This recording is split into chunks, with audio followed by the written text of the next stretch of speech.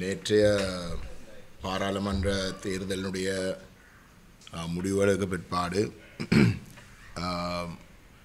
நாங்கள் ஒரு அந்த முடிவுகள் தொடர்பாக நம்முடைய அமைப்புக்குள்ளே நாங்கள் இந்த விடயங்கள் பற்றி ஆராய்ந்த இடத்திலே எங்களுடைய இந்த தேர்தல் முடிவுகள் தொடர்பாக எங்களுடைய கருத்துக்களை நம்முடைய மக்களோடு பகிர்ந்து கொள்வதற்கு நாங்கள் விரும்பியிருக்கிறோம். அதே போன்று இந்த முடிவுகளுக்கு பிற்பாடு நாங்கள் ஒரு அமைப்பென்ற வகையிலே நாங்கள் எவ்வகையிலே எதிர்காலத்தில் நாங்கள் செயல்பட போகின்றோம் என்ற விடயங்களையும் நம்முடைய மக்களோடும் உங்களோடும் நாங்கள் பகிர்ந்து கொள்வதற்கு விரும்பின இடத்துல தான் இன்றைக்கு நாங்கள் இந்த சந்திப்பை மேற்கொள்கிறோம்.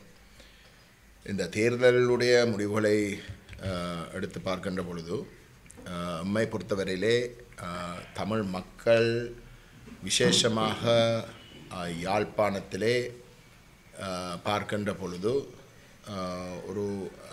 ஒரு மாற்றத்தையும் ஒரு குறிப்பிட்ட அளவுக்கு வன்னியிலையும் ஒரு மாற்றத்துக்கான ஒரு தங்களுடைய வாக்குகளை அளித்திருப்பதாக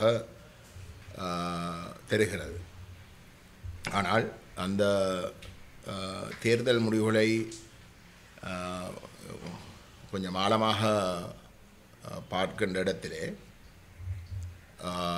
யாழ்ப்பாணத்திலே தான் அந்த மாற்றம் என்ற விடயம் கூடுதலாக தென்படுற மாதிரியான ஒரு தோற்றம் இருக்கின்றதாலே அதை பற்றி குறிப்பாக நான் சொல்ல விரும்புகின்றேன். ஆனால் இந்த கருத்துகள் பொதுவாக வன்னி பிரதேசத்துக்கும் பொருத்தமாக இருக்கும். யாழ்ப்பாணத்தை பொறுத்தவரையிலே மக்கள் வாக்களித்த முறையை எடுத்து பார்த்தால் இன்றைக்கு தேசிய மக்கள் சக்திக்கு யாழ்ப்பாணத்திலே தெரிவு செய்யப்படக்கூடிய 6 ஆசனங்களில் 3 ஆசனங்கள் கிடைத்திருந்த சூழலிலேயும் அவர்களுக்கு கிடைத்த வாக்குகளை அடிப்படையாக ஆய்வு செய்தால் உண்மையிலே கடந்த காலங்களிலே நடைபெற்ற தேர்தல்களில் விசேஷமாக 2020ஆம் ஆண்டு நடைபெற்ற தேர்தலோடு ஒப்புடைக்க தமிழ் தேசிய வாக்குகளால் தேசிய மக்கள் சக்தி அந்த வெற்றியை இல்லாட்டி அந்த 3 ஆசனங்களை அடைந்ததாக சொல்ல முடியாது. எம்மை பொறுத்தவரையிலே 2020ஆம் ஆண்டு நடைபெற்ற தேர்தலிலே EPDP அமைப்புக்கும் ஸ்ரீலங்கா சுதந்திர கட்சி யாழ்ப்பாணத்திலே அங்கஜன் ராமநாதன் அவர்களுடைய தலைமையிலே போட்டியிட்ட பொழுது கிடைத்த வாக்குகளுக்கும் விட குறைவான வாக்குகள் பெற்று இன்றைக்கு 3 ஆசனங்களை தேசிய மக்கள் சக்தி பெற்றிருக்கின்றது. போன முறை டக்ளஸ் தேவானந்தாவுக்கும் அங்கஜன் ராமநாதனுக்கும் சேர்ந்து கிடைச்ச வாக்குகளை எடுத்து பார்த்தால் இந்த முறை 3 ஆசனங்களை பெற்ற தேசிய மக்கள் சக்திக்கும் விட கூடுதலான வாக்குகள் கிட்டத்தட்ட 15,000 வாக்களுக்கும் விட கூடுதலாக பெற்று 2 ஆசனங்களை அவர்கள் பெற்றவை. தமிழ் தேசிய வாக்குகள் என்று பார்க்கின்ற பொழுது போன முறை கிடைத்த வாக்குகளுக்கு சற்று குறைவாகத்தான் இந்த முறை தமிழ் மக்கள் வாக்களித்திருக்கின்றார்கள். அதுக்கு பிரதான காரணம் அந்த வாக்குகளில் கணிசமான வாக்குகள்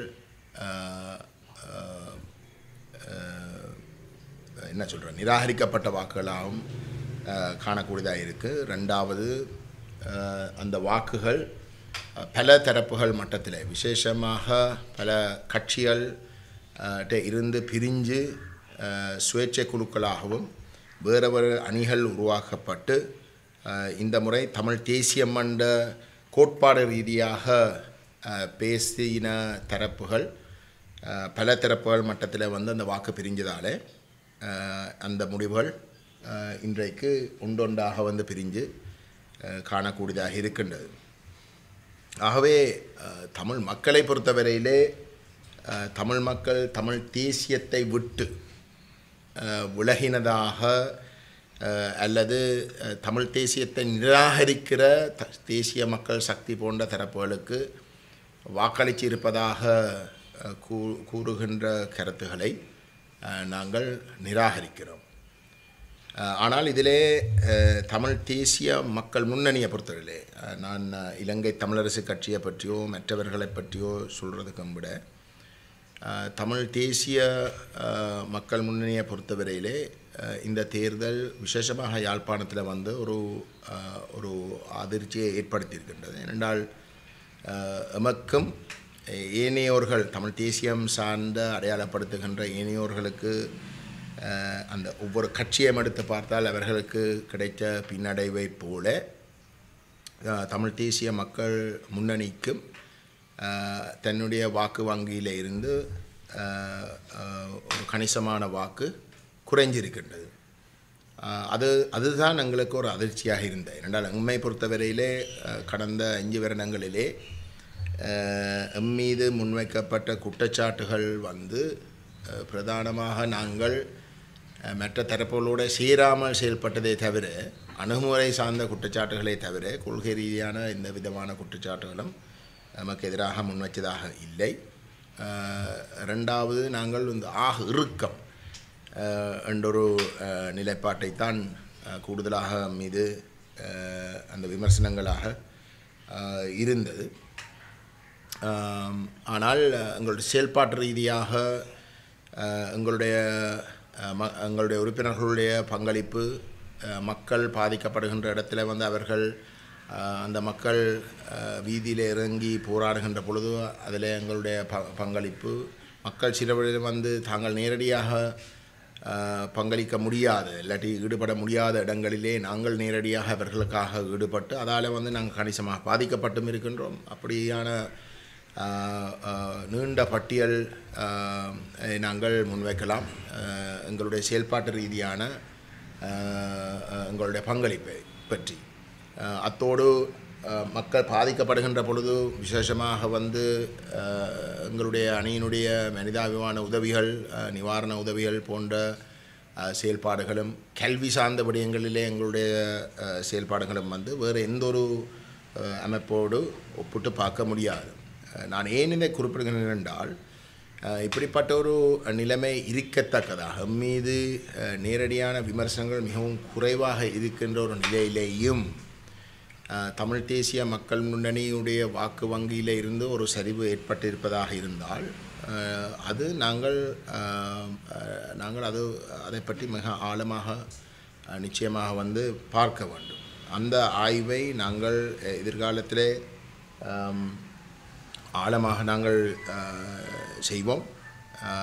செய்து எங்களுடைய பக்கத்திலே இருக்கக்கூடிய அந்த குறைபாடுகளை நாங்கள் நிவர்த்தி செய்வதற்கு உறுதியான நடவடிக்கைகளை நாங்கள் எதிர்காலத்தில் நிச்சயமாக செய்வோம் என்ற விடயத்தை நாங்கள் எங்களுடைய மக்களிடம் சொல்ல விரும்புகின்றோம். அந்த அடிப்படையிலே எங்கள் சார்ந்த நம்முடைய கடந்த காலங்களிலே நமக்கு வாக்களித்து இந்த முறை நமக்கு வாக்களிக்கிறதை தவிர்த்த இல்லாட்டி வேறு தரப்புகளுக்கு வாக்களித்தவர்கள் அவர்கள் விரும்பினால் நமக்கு நேரடியாக நம்மோடு தொடர்பு கொண்டு தங்களுடைய நிலைப்பாடுகளை வந்து சொல்வதை நாங்கள் கூடுதலாக விரும்புகிறோம்.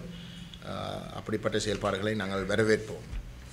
தமிழ் தேசிய மக்கள் முன்னணியை பொறுத்தவரையிலே நாங்கள் அந்த வாக்கு வங்கியினுடைய குறைவை எந்த கோணத்தில் பார்க்குறோம் என்றால் நாங்கள் செயல்பாட்டு ரீதியாக மக்களுடைய பிரச்சனைகள் இருக்கின்ற பொழுது அந்த இடங்களிலே வந்து நாங்கள் முழுமையாக அந்த மக்களோடு தோளுக்கு தோள் நின்று நாங்கள் போராடி வகையான வந்து செயல்பாட்டு அரசியலில் வந்து ஈடுபட்டிருந்தாலும் கூட நாங்கள் மக்கள் மட்டத்தில் வந்து அரசியலை கொண்டு போய் இன்றைக்கு இருக்கக்கூடிய தமிழ் தேசிய அரசியலுடைய முக்கியத்துவம் சமகால அரசியலுக்கு இருக்கக்கூடிய சவால்கள் தமிழ் தேசிய அரசியலுக்கு இருக்கக்கூடிய சவால்கள் எந்த வகையில் நாங்கள் இந்த அரசியலை அணுக வேண்டும் என்ற விடயங்களை நாங்கள் சரியான வகையில் செய்யவில்லை என்ற அந்த குறையை நாங்கள் ஏற்றுக்கொள்கின்றோம்.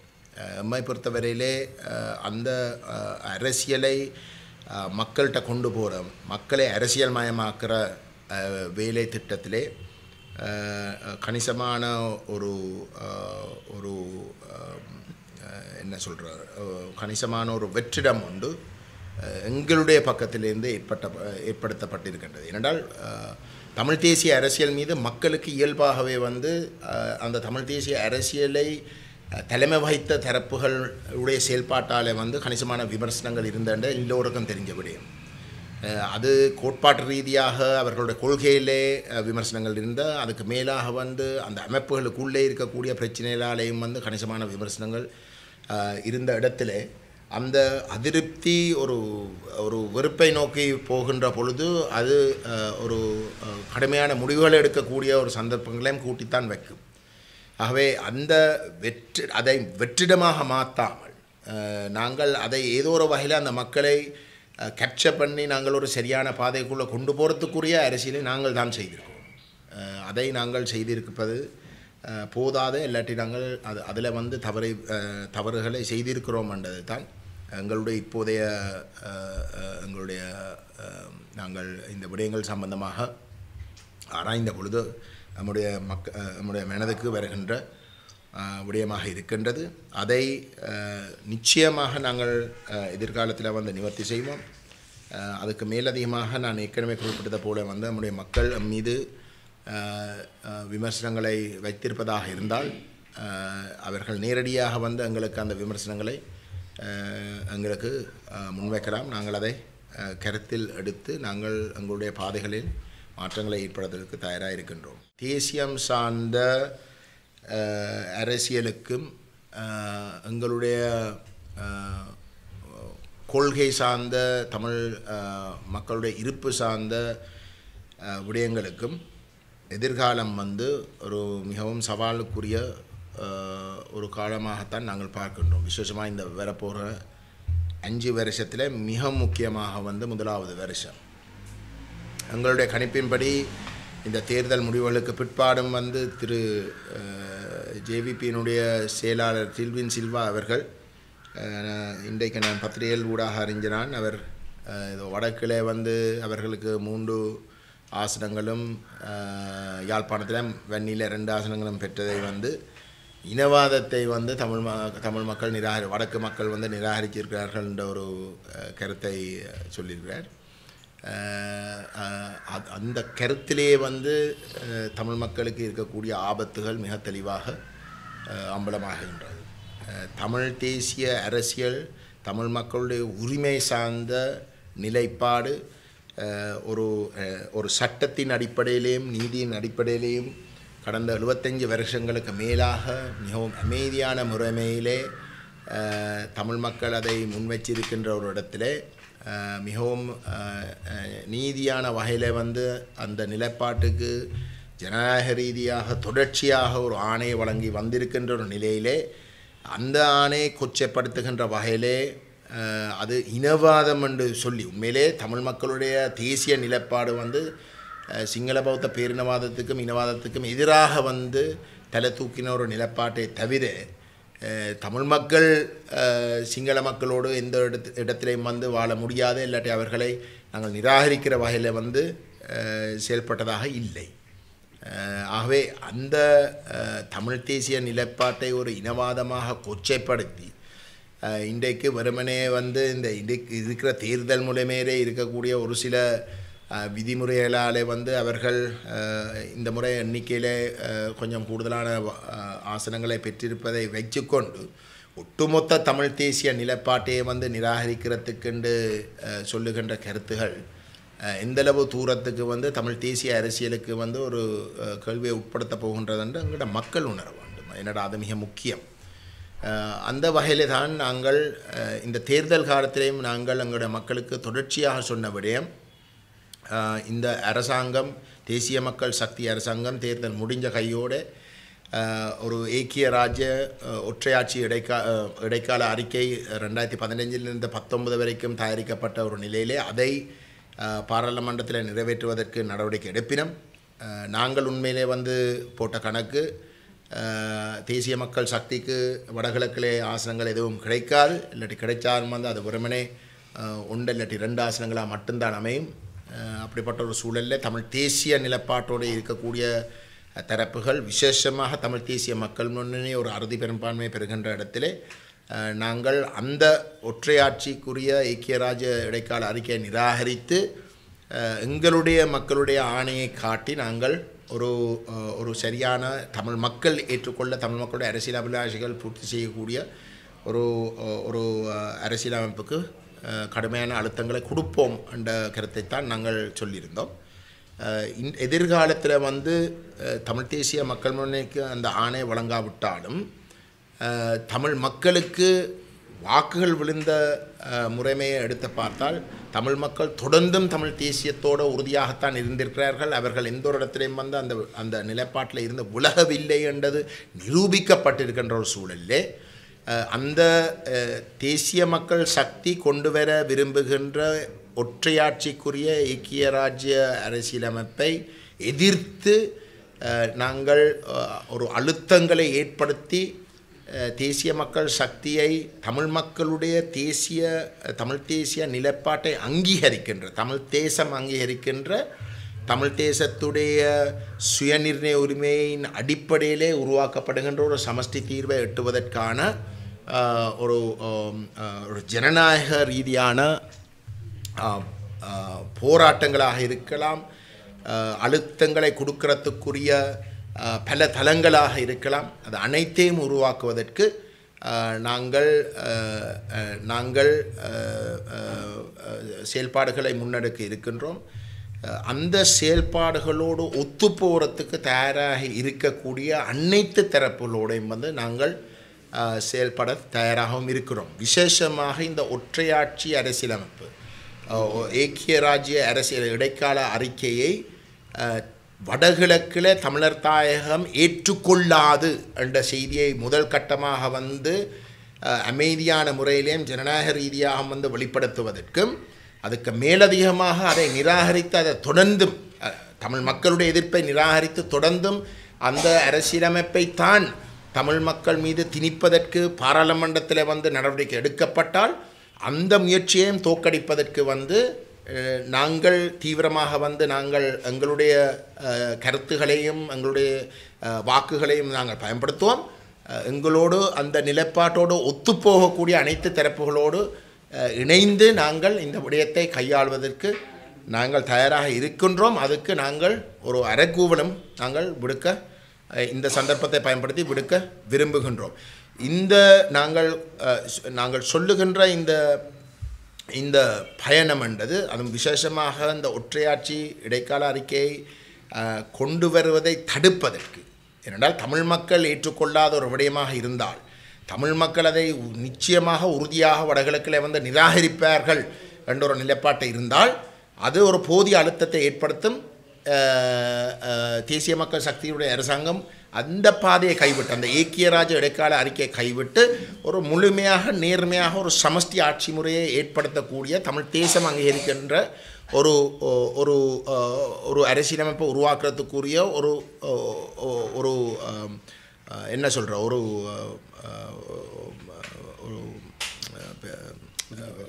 புதிய மேடை ஒன்றை உருவாக்கும் அந்த நம்பிக்கை நமக்கு இருக்கு. ஏனென்றால் இன்றைக்கு இலங்கை அரசு சர்வதேச மட்டத்திலேயும் பொருளாதார ரீதியாக ஏதோ ஒரு வகையில் இந்த நாட்டை கட்டியெழுப்பதாக இருந்தால் சர்வதேச சமூகத்துடைய ஒத்துழைப்போடு அதை கடைசி வரைக்கும் செய்ய முடியாது. சர்வதேச சமூகத்துடைய ஒத்துழைப்பாக இருந்தால் சர்வதேச சமூகத்துடைய பொருளாதார ரீதியான உதவிகள் ஸ்ரீலங்காவுடைய இனப்பிரச்சனை தீர்க்கப்பட்ட ஒரு ஸ்திரத்தன்மை ஒன்றை உறுதிப்படுத்தக்கூடிய ஒரு சூழலில் மட்டும்தான் அது போதிய அளவாக கொடுபட போகுது அந்த பொருளாதார உதவிகள். அவை அந்த சந்தர்ப்பங்களை பயன்படுத்தி நாங்கள் அந்த அழுத்தங்களை சரியான வகையில் கொடுப்பதற்கு ஏனையவர்களோடு தமிழ் தேசியத்தோடு தாங்கள் பயணிக்கிறதாக சொல்லக்கூடிய ஏனைய தரப்புகளோடும் விசேஷமாக தமிழ் சிவில் சமூக செயல்பாட்டாளர்கள் தலைவர்கள் மத தலைவர்களோடும் நாங்கள் இந்த விடயத்தை கையாளுவதற்கு தயாராக இருக்கின்றோம். அவர் கூறுகின்ற அந்த அரசாங்கம் முன்னெடுக்கின்ற செயல்பாடுகள் நாங்கள் ஏற்றுக்கொள்ளுகின்ற விடயம் அல்ல. அதை எங்களை பொறுத்தவரையிலே இன்றைக்கு அனுரகுமார திசாநாயக்கவும் தேசிய மக்கள் சக்தியும் ஒரு புதிய அரசியலமைப்பாக அவர்கள் எண்ணி இருக்கின்ற வரவு நாங்கள் முழுமையாக எதிர்க்கிற ஒரு வரவு. அப்போ அந்த வரவுக்கு எதிராக அதை நாங்கள் தடுத்து இது மக்களுடைய ஆணைக்கு முரணானது என்ற ஒரு பலமான ஒரு செய்தியை கொடுப்பதின் ஊடாக அவர்கள் ஒரு சரியான வரவை தயாரிப்பதற்கு அவர்களுடைய செயற்பாடுகளில் மாற்றங்களை கொண்டு வருவதற்கு தான் நாங்கள் எங்களுடைய முயற்சிகளை முன்னெடுக்கப் போகின்றோம். அதுக்கு தமிழரசு கட்சியாக இருக்கலாம், ஏனைய தமிழ் கட்சிகளாக இருக்கலாம், பாராளுமன்றத்துக்கு வெளியில் இருக்கக்கூடிய தமிழ் கட்சிகளாக இருக்கலாம், சிவில் சமூக செயல்பாட்டாளர்கள் அனைவரையும் நாங்கள் ஒன்றிணைத்து நாங்கள் அந்த விடயங்களை முன்னுக்கு கொண்டு போவதற்கு நாங்கள் தயாராக இருக்கின்றோம். இந்த பாராளுமன்ற தேர்தலிலே வாக்கு வங்கிகளில் ஏற்பட்டிருக்கிற மாற்றத்திற்கு பணப்புழக்கம் ஒரு காரணமாக பார்க்கிறீர்கள். அதிகளவான பணப்புழக்கம் இந்த பாராளுமன்றத்திலே ஈடுபடுத்தப்பட்டிருக்கிறது. நிறைய சுயேட்சை குழுக்கள் பணம் கொடுக்கப்பட்டிருக்கிறது, வேட்பாளர்களுக்கு பணம் கொடுக்கப்பட்டிருப்பதாக விமர்சனங்கள் முன்வைக்கப்படுகிறது. இந்த பணப்புழக்கம் ஒரு காரணமாக இருக்கும் பார்க்கிறீர்கள். இருக்கலாம். ஆனால் எங்களை பொறுத்தவரையிலே தமிழ் தேசிய அரசியலில் இருந்து மக்கள் இந்த தேர்தலில் பொதுவாக தமிழ் தேசிய அரசியலுக்கு தலைமை கொடுத்த தரப்புகளாக பார்த்த தரப்புகளுடைய செயல்பாடுகளில் மக்களுக்கு ஒரு கணிசமான விமர்சனங்கள் இருக்கின்றது உறுதி. அது பணம் கொடுத்தாலோ இல்லையோ அந்த விமர்சனம் இருக்கிறன்றது நாங்கள் இந்த தேர்தலுக்கு முதலே நன்காக அறிஞ்சு வச்சிருந்தோம். ஆகவே அதனுடைய ஒரு வெளிப்பாடாக இந்த தேர்தலை அந்த மக்கள் பயன்படுத்தியிருக்கிறார்கள் தான் உண்மை. அதுக்கு பின்னால் பணம் இருக்கிறதோ இல்லையோ எனக்கு சொல்ல முடியாது, இருந்திருக்கலாம். ஆனால் மக்கள் அதை வெளிப்படுத்துறதுக்கு ஒரு சந்தர்ப்பத்தை தேடுற இடத்துல அந்த சந்தர்ப்பத்தை அவர்கள் சரியென்றப்பட்ட சந்தர்ப்பத்தை பயன்படுத்தியிருக்கிறார்கள். நான் இங்கே சொல்ல வருகின்ற விடயம் என்னென்றால் அந்த மக்களுடைய அந்த எதிர்ப்பில் நாங்களும் கணிசமாக அதால் பாதிக்கப்பட்டிருக்கின்றோம். ஆகவே எங்கட பக்கத்தில் இருக்கக்கூடிய குறைபாடுகள் என்ன? இப்போ நாங்கள் உண்மையிலே நம்புகிறோம் நாங்கள் நம்முடைய மக்களுக்கு இருக்கக்கூடிய தமிழ் தேசிய அரசியலுக்கு தலைமை வகித்தவர்கள் மீது இருக்கக்கூடிய விமர்சனங்கள் எங்களை சாராதன்று தான் நாங்கள் உண்மையிலே நம்புகிறோம். அப்படிங்க தானே. ஆனாலும் அவர்கள் எடுத்த முடிவு நாங்களும் அதால் பாதிக்கப்பட்டிருக்கணும். அப்போ அப்படியாக இருந்தால் நாங்கள் இங்கே ஒரு அமைப்பாக நாங்கள் இங்கே தவறு விட்டுருக்கிறோம்டா நாங்கள் எங்களோட அரசியலை எங்களோட மக்களிடம் கொண்டு போக தவறி இருக்கிறோம். அந்த விமர்சனத்தை நாங்கள் ஏற்றுக்கொள்கின்றோம். நாங்கள் நம்முடைய அமைப்பு கூடுதலாக ஒரு ஒரு ஒரு பலமான ஒரு தரப்பாக கடந்த தேர்தலில் யாழ்ப்பாணத்தில் தான் நாங்கள் உருவம் பெற்றிருந்த இடத்துல அந்த இடத்துல தான் கூடுதலான அடியும் விழுந்திருக்கு எங்களோட பார்வையில். ஆகவே அதை நிவர்த்தி செய்கிறதுக்கு நாங்கள் நிச்சயமாக செயல்பட போகின்றோம். அதில் மாற்று கருத்து இருக்க முடியாது.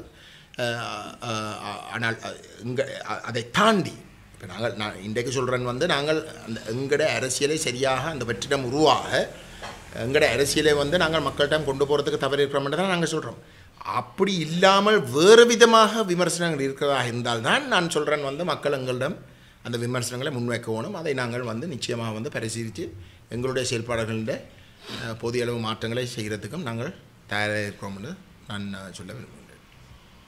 கடந்த நாடாளுமன்ற தேர்தலில் சுயேட்சைகளுக்களாக போட்டியிட்டவர்கள் அதில் குறிப்பாக சொல்ல போனால் தமிழர் சம உரிமை இயக்கம் அவர்கள் மேலே தமிழ் தேசியத்தின்பால் அதிக நாட்டமுள்ளவர்கள் என்று நீங்கள் அறிந்திருப்பீர்கள். அவர்கள் கூட தங்களுடைய அந்த தேர்தல் விஞ்ஞாபன வெளியீட்டின் பொழுது அவர்கள் வெளிப்படையாகவே சொன்னார்கள், தாங்கள் இவ்வாறு தனித்து போட்டியிடுவதற்கு காரணம் அந்த தமிழ் தேசிய கட்சிகள் மற்ற ஏனைய கட்சிகள் மீது தாங்கள் கொண்டிருக்கின்ற வெறுப்பு தான், விரக்தி தான் காரணம். இதை நீங்கள் பார்ப்பார்கள். அவர்கள் சம உரிமை இயக்கம் எங்களுடைய பங்காளிகளாக 2018 உள்ளூராட்சி சபை தேர்தலில் போட்டியிட்டதுன்றது தான் நின்ற ஞாபகத்தின்படி அப்படித்தான் அமைந்தது. போட்டியிட்ட அடுத்த நிமிஷமே இந்த அமைப்பில் இருந்து தெரிவு செய்யப்பட்ட இல்லை நாங்கள் நியமித்த பல உறுப்பினர்கள் ஒன்றாக வேலை செய்கிறதுக்கு எங்களோட முன்வரவில்லை. அதில் ஒரு உறுப்பினர் மட்டும்தான் கொஞ்சமாவது வந்து எங்களோட தொடர்ந்து வேலை செய்து அவர் தொடர்ந்தும் எங்களுடைய அமைப்பில் வந்து தொடர்ந்தும் இருக்கிற அது மட்டும் இல்லாமல் வந்து அவர் ஒரு வேட்பாளராம் ஆகவும் இருந்திருக்கிறார்.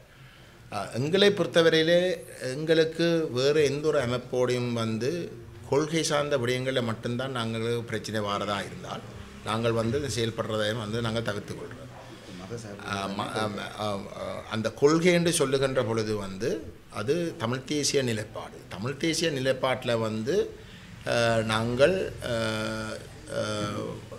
சமூக ரீதியாக மத ரீதியாக எவருக்கும் எதிராக வந்து நாங்கள் வேலை செய்கிறது தவிர்க்க வேணும். நாங்கள் அப்படி அந்த கோணத்தில் வந்து நாங்கள் வேலை செய்ய தயாரில்லை என்ற ஒரு நிலைப்பாட்டை வச்சிருக்கிறோம். ஏனென்றால் எங்களோட தேசத்தில் வந்து பல மதத்தவர்கள் இருக்கிறார்கள். அதே போன்று வந்து சமூக மட்டத்திலே வந்து பல வேறுபாடுகள் இருக்கின்றது. அந்த வேறுபாடுகள் பாரிய பிரச்சனைகளை ஏற்படுத்தியிருக்கின்றது. கணிசமான மக்கள் பாதிப்புகளை இன்றைக்கும் முகம் கொடுத்து கொண்டிருக்கிறார்கள். ஆகவே அதுகளை மதிக்காமல் அந்த பிரச்சனைகளுக்கு வந்து இன்னும் என்ன சொல்கிற தீனி போடுற வகையில் வந்து செயல்படுவதை நாங்கள் ஒருபோதும் ஏற்க முடியாது. அனைவருக்கும் வந்து தமிழ் தேசத்தில் வந்து ஒரு இடம் இருக்குது. இன்றைக்கு தமிழன்னு சொன்னால் வந்து அது யாராக இருந்தாலும் துரதிர்ஷ்டவசமாக வந்து தமிழ் தேசிய நிலைப்பாட்டை நிராகரிக்கிறவர்களுக்கும் வந்து இந்த தேசம் அவர்களுக்கும் தான் சொந்தம்.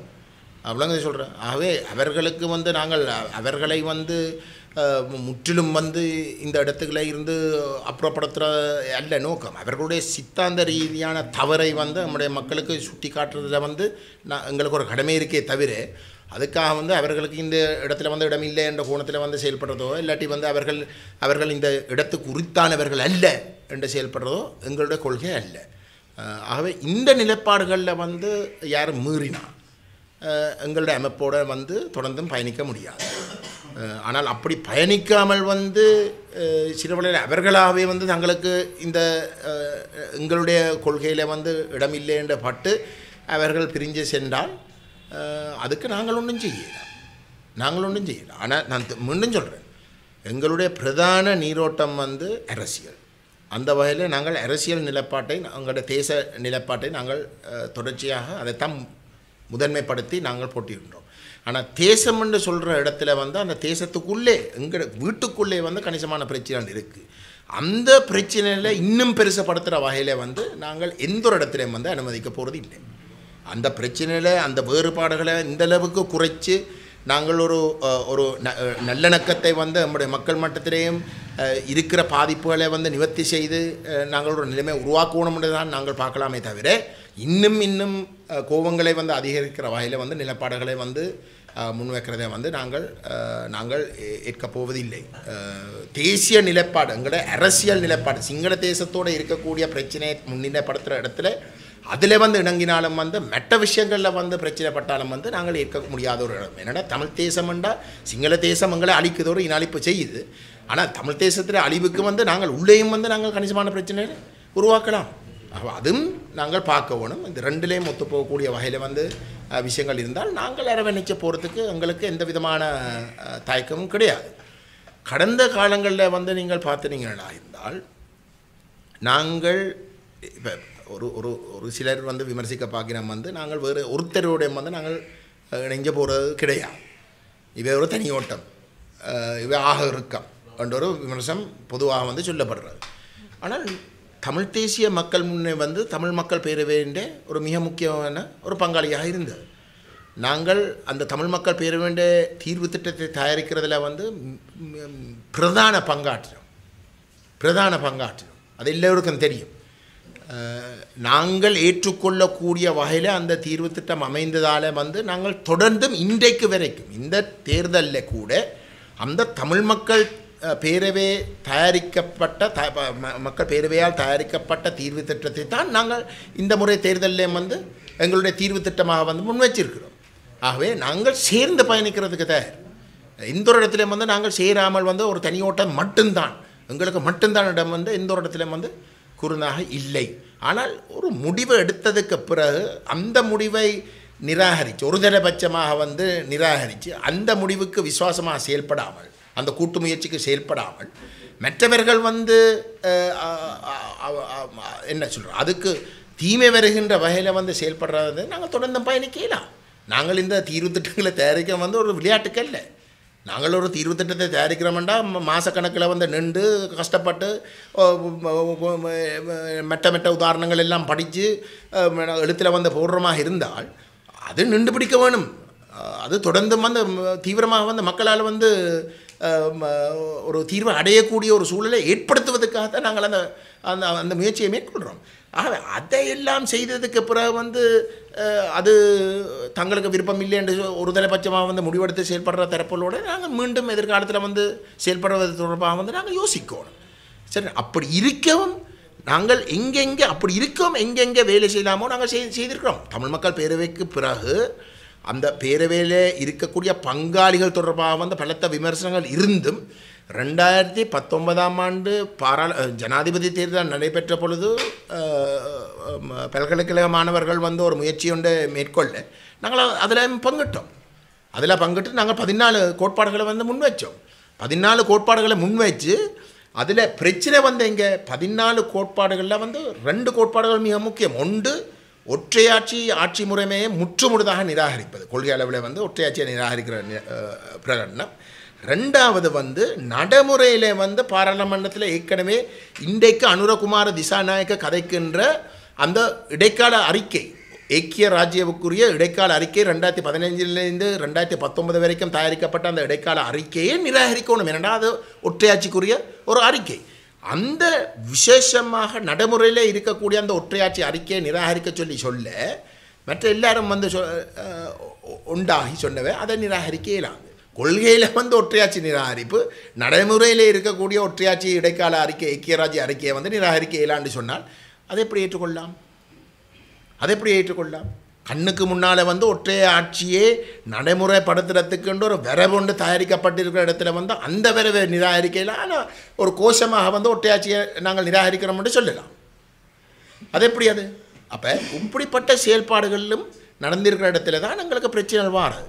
அப்படி இருக்க நான் இன்றைக்கும் சொல்கிறோம் இந்த ஏக்கிய ராஜ்ய அரசியலமைப்போன்ற வர இருக்கிற ஒரு நிலையில் இதை நிராகரித்து அனுரகுமார திசாநாயக்கருடைய அரசாங்கத்துக்கு ஒரு அழுத்தத்தை கொடுத்து தமிழ் மக்களுடைய இனப்பிரச்சனை தீர்வுக்கு ஒரு சரியான தமிழ் மக்கள் ஏற்றுக்கொள்ளக்கூடிய தமிழ் தேசிய நிலப்பாட்டை உறுதியாகவும் எந்த விதமான மயக்கமும் இல்லாமல் வெளிப்படையாக ஒரு தீர்வாக முன்வைக்கக்கூடிய ஒரு முயற்சி முன்னெடுக்கப்பட்டால் அதுக்கு எங்களுடைய ஆதரவு இருக்கும். அந்த நிலைப்பாடுகளோடு ஒற்றையாட்சி ஐக்கிய ராஜ்யவை முற்றுமுழுதாக நிராகரித்து தமிழ் தேசம் அங்கீகரிக்கப்படுகின்ற ஒரு சுயநிர்ணய உரிமையை அனுபவிக்கக்கூடிய ஒரு சமஷ்டி தீர்வை வெளிப்படையாகவே ஏற்றுக்கொள்ளுகின்ற ஒரு முயற்சியை அனுரகுமார முன்னெடுத்தால் நாங்கள் அனைவரையும் அரவணைத்து நாங்கள் இதில் போகிறதுக்கு நாங்கள் தயாராக இருக்கிறோம். வடகிழக்கில் வந்து என்பிபிக்கு கணிசமான ஆசனங்கள் தமிழ் மக்கள் மட்டத்தில் பெறவில்லை. அதுதான் நான் சொல்ல வரேன். யாழ்ப்பாணத்தில் வந்து அது ஒரு பிரச்சனையை உருவாக்கி இருக்குது. ஏன்னா யாழ்ப்பாணத்தில் வந்து இன்றைக்கு இருக்கக்கூடிய வாக்கு முறை, அந்த தேர்தல் முறைமை வந்து என்பிபிக்கு வந்து கணிசமான கூடுதலான ஆசனங்களை அந்த முறையில் கொடுத்தேன்னா கழிவு வாக்குகளில் வந்து ஒரு கொஞ்சத்தால் வந்து தமிழ் கட்சிகள் பெரும்பான்மை எடுக்கக்கூடிய சந்தர்ப்பத்தை வழங்கவில்லை. அது தவறினது, ஒரு சில வாக்குகளால் தவறினது. அதால் தான் இந்த பின்பத்தை வச்சுக்கொண்டு இன்றைக்கு என்பிபி சொல்ல பார்க்குறது வந்து வடக்கில் வந்து தமிழ் தேசிய நிலைப்பாட்டை வந்து இனவாதமாக சித்தரித்து அதை மக்கள் நிராகரிச்சிருக்கிறதாக காட்ட பார்க்கிறோம். சர்வதேச சமூகம் வந்து அந்த நிலைப்பாட்டோட அந்த நிலைப்பாட்டை இந்தளவு ஒரு மேலோட்டமாக ஒரு ஆழமாக பார்க்காமல் வந்து அதை நம்புவார்கள் என்று நாங்கள் நினைக்கவில்லை. இந்த விடயங்களை தெளிவாக்குறதுக்கு மற்ற தரப்புகளோடையும் வந்து நாங்கள் சரியான வகையில் இந்த சர்வதேச சமூகத்துக்கு சொல்கிறதுக்கு நாங்கள் தயாராக இருக்கிறோம். அதில் பிரச்சனை இல்லை. பிள்ளையான தரப்பு வந்து இதை பிள்ளையாக சித்தரிப்பதை சரிப்படுத்துறதுக்கு வந்து நாங்கள் எப்பவும் தயாராக இருக்கிறோம். அது யாரோடையும் சேர்ந்து வந்து நாங்கள் அதை தெளிவுபடுத்துறதுக்கு தயாராக இருக்கிறோம். பிள்ளையான தரப்பு கடந்த காலில் தமிழ் தேசியம் பேசி ஒரு பிள்ளையான சித்தரிப்பை கொடுக்கறதுக்கும் நாங்கள் இந்த ஒரு இடத்துல தவறுண்டா தவறாக வந்து காட்டுறதுக்கும் நாங்கள் தயங்கவில்லை.